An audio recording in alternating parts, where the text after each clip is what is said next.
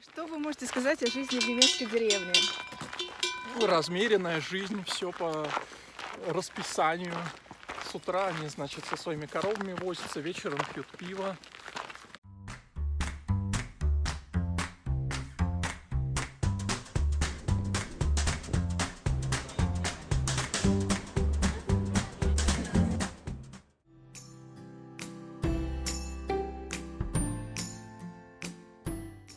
Дорогие мои, всем привет! С вами Лиза Трипскит, и сегодня у меня на канале несколько необычное видео о жизни в немецкой деревушке. И о жизни в немецкой деревушке на юге Баварии расскажет мой брат Дима, который живет в Германии уже почти 7 лет. Ну что, поехали, надеюсь, вам будет интересно. Сколько будет стоить, например, однокомнатная или двухкомнатная квартира здесь, или же дом? Если речь идет о покупке, то это 500-600 тысяч евро минимум Дом. За дом, то есть дом, который хотят продать. Если это дом, который, скажем, действительно ликвидный, можно вполне рассчитывать на миллион. Что касается квартиры, да, есть квартиры низкобюджетные, которые называются здесь апартаменты, как бы квартирка однокомнатная, которая лишена каких-либо удобств, будет стоить 300 евро со всеми платежами. 300 евро, это же вообще очень дешево. А вот если покупать, сколько стоит однокомнатная квартира? Вот такая квартирка... Евро однушка, то есть гостиная и одна спальня. Ну, я бы рассчитывал на 40-80 тысяч евро в зависимости от месторасположения и комфорта. Расположение тоже имеет большую роль, то есть если мы вот берем этот край, Бертесгаден, то цена будет максимальна. Если мы отъедем в промышленный район, какой-нибудь Фридольфинг, то цена падает в 1,5-2 раза. Я бы сказал так, что и вот то, что нам нравится, то, что хорошо подходит на семью, в районе 80 квадратных метров, надо рассчитывать на 300 тысяч евро. Угу, понятно. Хорошо. Вот скажи, почему вы приехали именно в немецкую деревню из большого города, из Петербурга? Ну, для нас, как ни странно, был не экономический аспект на первом месте, нас больше всего интересовала экология. То есть мы жили на окраине города, я помню, как... Когда я был маленьким, у нас каждую неделю мама мыла стекла квартиры, они запотевали от грязи. Там мы жили на 14 этаже, неподалеку от проспекта Ветеранов и маршала Жукова.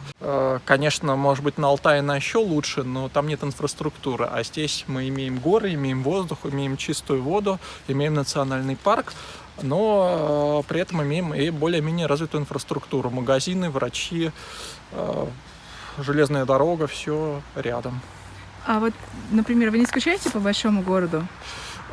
Последнее время стали скучать, конечно, вот эта размеренность быта, эта специфика сельской жизни, она оставляет желать что-то другое, смену обстановки периодически. И поэтому мы ездим в Зальцбург по вечерам, гуляем. Купили вот билеты в театр, то есть стараемся тоже. Да сколько до Зальцбурга ехать? У нас получается полчаса, если ехать не спеша на машине или на мотороллере, мы туда тоже ездим. Ага. А вот сколько лет назад ты приехал в Германию? Я приехал в мае 2011 года в город Бад Рехенхаль. Это курортный город. В России, наверное, аналогом был бы Кисловодск или Пятигорск. Город находится на термальных источниках. Собирает большое количество пенсионеров, которые любят гулять там по бульварам. Поэтому его называют Бад Ляйхенхаль. Да, его называют в шутку Бад Ляйхенхаль, то есть ляйх это по-немецки, как бы, грубо выражаясь, покойник, труп, да, и как бы по количеству людей, которые там очень-очень пожилого возраста, злые немцы вот придумали такое выражение. Вот, но я пожил в Бад Рехенхале в течение 3 лет. Потом жил высоко на горе, мне тоже очень хотелось, мне казалось это круто, жить на высоте 1000 метров, сейчас я так уже больше не считаю. Вот. И последнее время я живу в поселке Бишофсвизен, что, в принципе, тоже недалеко от Бад Рехенхаля. Что касается зарплат, вот многие люди думают, что в деревнях почти ничего не платят.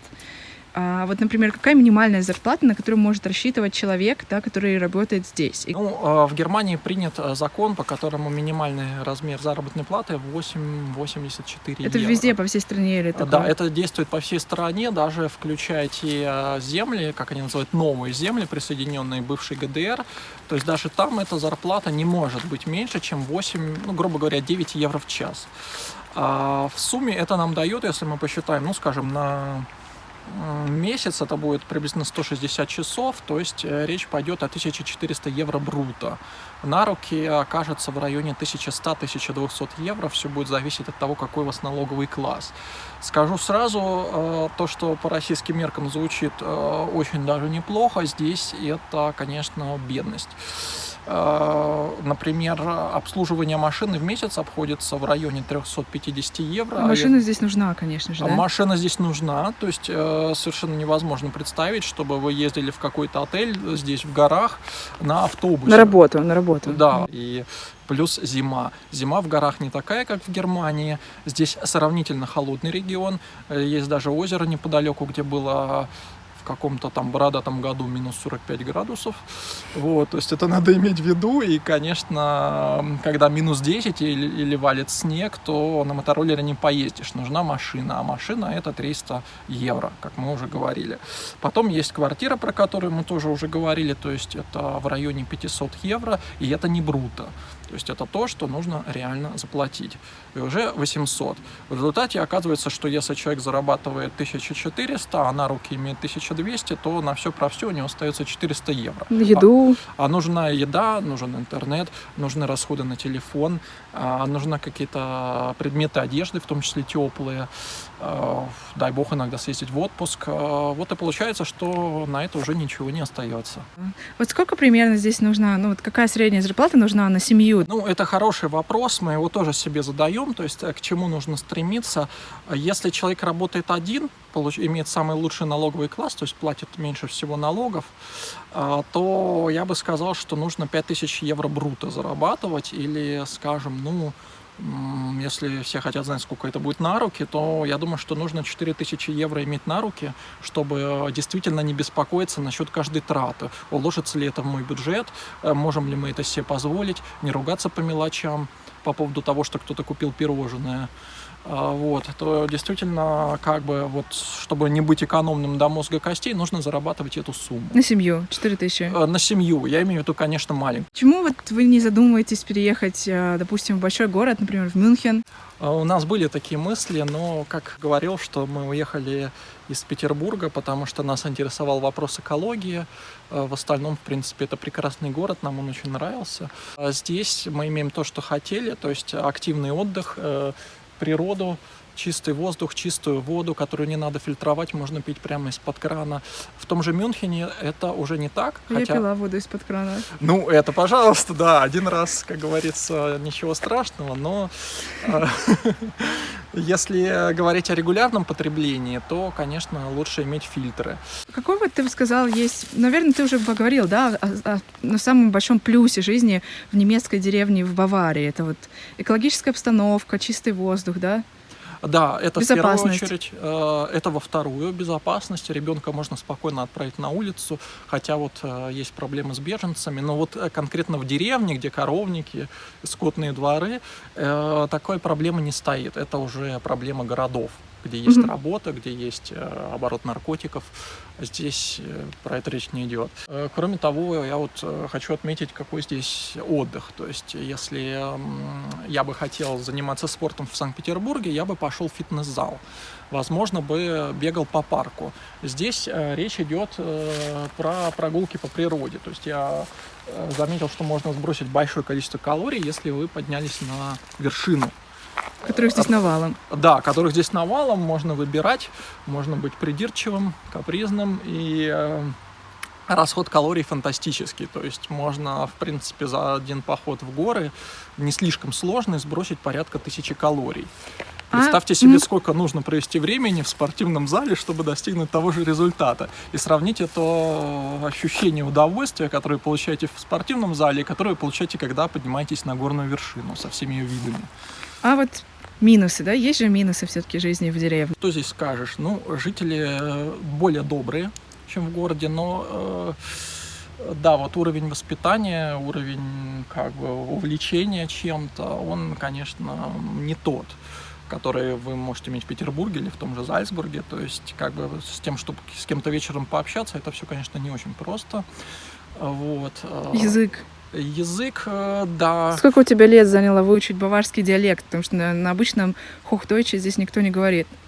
Я был большим формалистом и получил сертификат для тех, кто уезжает в Германию получать образование. То есть считается, что, обладая таким знанием немецкого языка, ты можешь учиться в университете. Так вот, приехав с этими знаниями, я обнаружил, что я не могу коммуницироваться. Проблема заключалась в том, что, во-первых, местные жители говорят на диалекте, и причем диалекте достаточно сильном. Это не диалект, который в Мюнхене, это не диалект, который в Зальцбурге, это такой настоящий деревенский диалект. Скажи что-нибудь. Ja, Christus, я вас хобидеры. Вот, что значит привет. Скажи это по-немецки, на нормальном немецком. Ich grüße dich. Сервус у них отсутствует слово. Moin. Ich habe die Ehre. Ну вот. Вот, слова другие. То есть, например, то, что немцы называют сливками, заны, то баварцы называют рам, а австрийцы называют оберст. Булочка называется земель вместо брötchen. В общем, достаточно словарный запас пришлось мне расширять. Плюс то, как они говорят, было непонятно. Плюс я был в молодежной среде, и туда добавился сленг, типа оттянуться, прикинуться и так далее. То есть это... В общем, была такая ситуация, что первые полгода я был в жутком стрессе. Я не понимал ни своих сверстников, ни учителей. И просто безумно радовался, если мне встречался человек, который говорил на нормальном, понятном. Приехал учиться из Берлина, например, да? Приехал учиться даже не из Берлина, потому что у них тоже есть вот этот сленг, а приехал из какого-нибудь, скажем, Нюрнберга, где традиционно очень хороший немецкий, хотя это и Бавария. Вот. С такими людьми я просто вот безумно хотел общаться. Гамбург. Гамбург, да, такое тоже было. Но им было со мной, скажем, не очень интересно. Это вот один минус, да? Да. А второй? Вот еще какие-нибудь минусы есть? Ну, конечно, вот мы обсуждали тему зарплат. В регионе, где нет промышленности, нет концернов крупных, где все рабочие места представлены в больницах, в отелях, в курортах. Ну, Лара же нашла работу, да, в финансовой Она сфере? нашла, но она нашла буквально на границе уже с другим регионом, где находится, в общем-то, единственная крупная промышленная область в нашем регионе, где находится фирма-производитель арматуры. И вот на этой фирме там платят хорошие зарплаты, достойные, я бы сказал. В нашем случае здесь одни отели, и в отеле зарабатывать 2000 евро брутто считается вполне себе нормально. Как мы уже считали, то на руки выйдет порядка 1400 евро, может быть 1500, это мало. Понятно. Ну вот это основные минусы, да?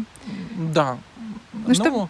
я бы еще сказал такой минус, что если у вас нет машины, то, конечно, всерьез рассчитывать на общественный транспорт не приходится. То есть автобус раз в час. Автобус ходит раз в час и до 8 часов. Вот, то есть никакой вечерней такси поездки. дорого? Такси, конечно же, с нашими зарплатами это трудно себе представить, съездить 30 евро туда, 30 обратно. Вот, и поезд ходит до 10, и все. Потом, если вы поехали в Зальцбург в ночной клуб, то... Это то, что в воскресенье все закрыто. Меня это очень бесило всегда в Германии. Ну, это... Даже в больших городах. Как ты верно сказала, речь идет о Германии. То есть это не идет речь конкретно об этом регионе. Вот. Здесь но в деревне это еще больше ощущается, наверное, потому что в большом городе ты все-таки, ну не знаю, ну куда-то в кинотеатре работают там, но все-таки куда-то ты сможешь сходить в воскресенье, а тут вообще никуда, наверное. Здесь в горы. Есть другая мина, подводный камень, это церковные праздники, поскольку регион верующий, я считаю, в данном случае даже хорошо, то церковные праздники празднуются действительно, и все в это время закрыто. Вот. Вполне может статься, что в какую-нибудь среду вы захотите купить продукты для хлеба, обеда, просто поесть. Хлеб, не знаю, овощи, и с удивлением обнаружите, что все закрыто, потому что сегодня как праздник каких-нибудь там святых волхвов или кого-нибудь еще, о котором вы просто не знали. Меня в этом случае иногда спасает близость Австрии, потому что один и тот же праздник может неожиданно праздноваться в разное время. Вот. В таком случае я еду в Зальцбург, и если там тоже праздник, то еду на бензоколонку и покупаю вещи там. Окей. Ладно, спасибо большое. Я думаю, что это было очень интересно узнать больше о жизни в немецких деревушках. И мы встретимся с Димой еще в одном видео о минусах и плюсах Германии. Так что вот, надеюсь, вам понравилось. И спасибо большое, Дим, за интервью. С удовольствием.